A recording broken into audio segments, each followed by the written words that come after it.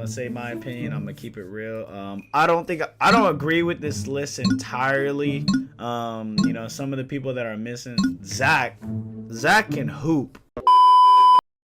After looking at the comments in my last video, I realized I needed to make a part 2. I should have made it clear from the start that the list I made was more of a YouTuber hooper list and not just purely hoopers. For this list, we're going to be excluding Bone Collector, The Professor, T-Jazz, and Marcellus due to the fact that they fall in more of an entertainment type of street ball category than most of these guys. Remember to keep in mind that this list is made off who the best one-on-one player would be, not who would be the best in the game.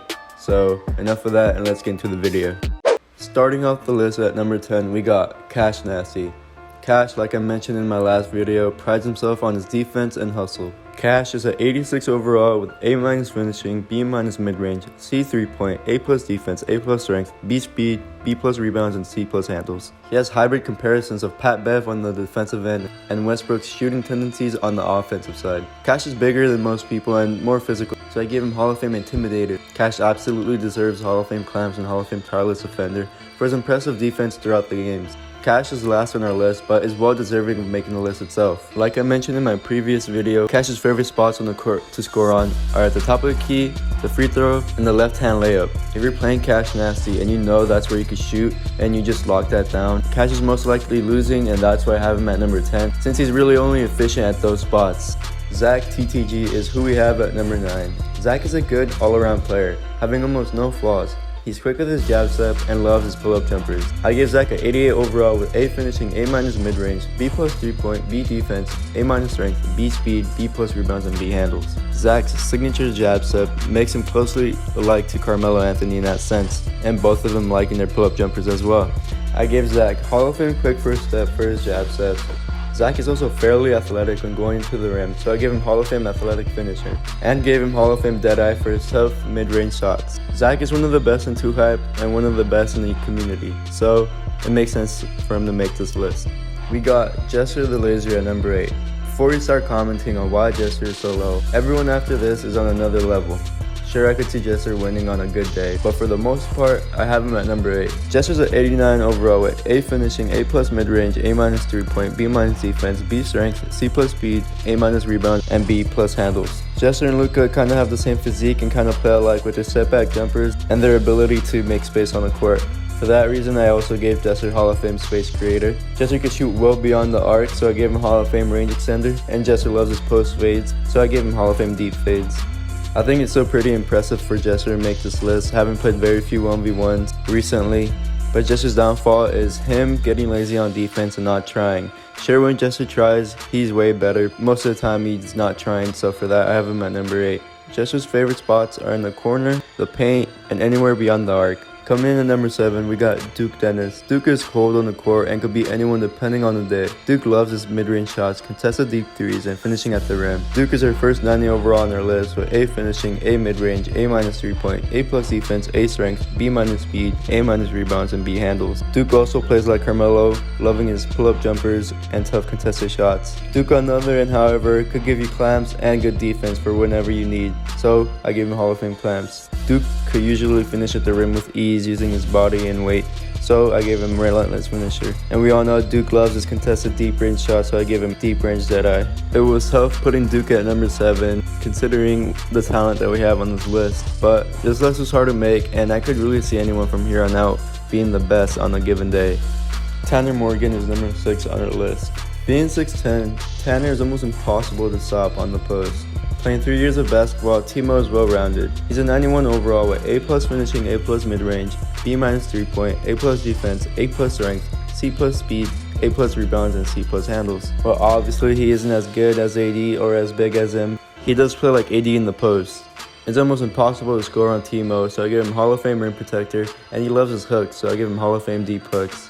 Timo's go-to shot is a fadeaway near the baseline, so I give him Hall of Fame deep fades. If you can't guard Timo even a little bit until you get possession, it's over. If he gets a ball, he's going to score a ton. So for that, I got Timo at number 6.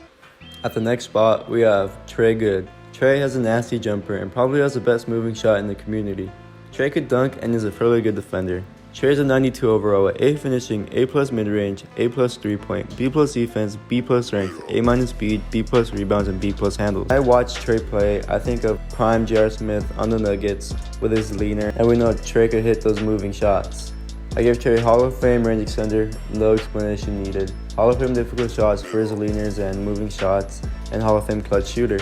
I could also see Trey being higher on this list, but again, this list is hard to make with everyone being so talented. So if you have feedback or a different opinion, please leave them down in the comments below. Going more into the top 5, we have Jay Jones.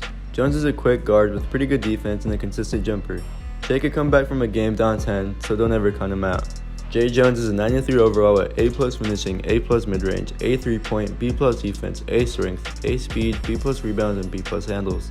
Jones reminds me a lot like Jimmy Butler with his effort on the defensive end and his shot selection on the offensive end. You gotta make sure you tip the ball when he shoots it, or else it's most likely going in.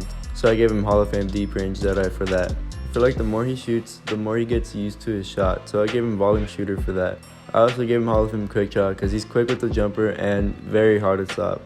I think everyone would like to see Jay Jones 1v1 more people in the community, as he's a good player and would be fun to watch. In the top 3, we have AJ. AJ is a 6'5" offensive beast and is very efficient on the court. AJ is a 94 overall with A plus finishing, A plus mid-range, A plus 3-point, B plus defense, B strength, B plus speed, A rebounds, and B plus handles. AJ sort of has the same mannerisms and shot selection as Larry Bird.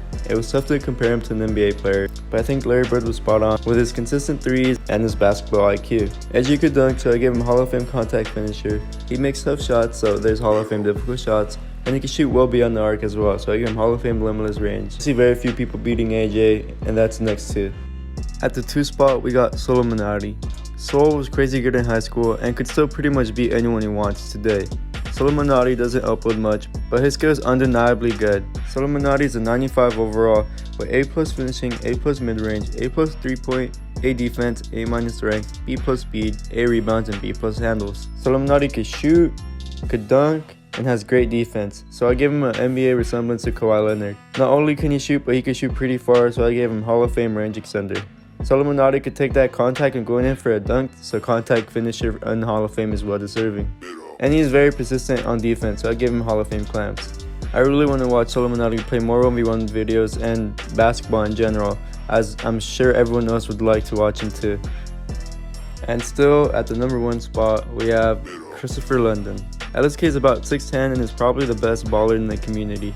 LSK can shoot from range, score on the post, score on the fast break, or in the mid-range, it doesn't matter. LSK is a 96 overall with A plus finishing, A mid-range, A 3-point, A defense, A minus strength, C plus speed, A plus rebounds, and B handles. He plays a lot like Porzingis with their stature and kind of lengthy size. LSK isn't really built like that, but his height makes it easy for him to bag people down on the post. He has Hall of Fame rim protector because he can swat any ball coming his way, Hall of Fame range extender because he's known for shooting way beyond the arc, and his half-court shots are impressive too. And he has Hall of Fame contact finisher because we know he could dunk it over anyone. No one really wants to play LSK one-on-one since the height difference is so major, but I'd like to see LSK play more with a variety of people outside the 2-hype house.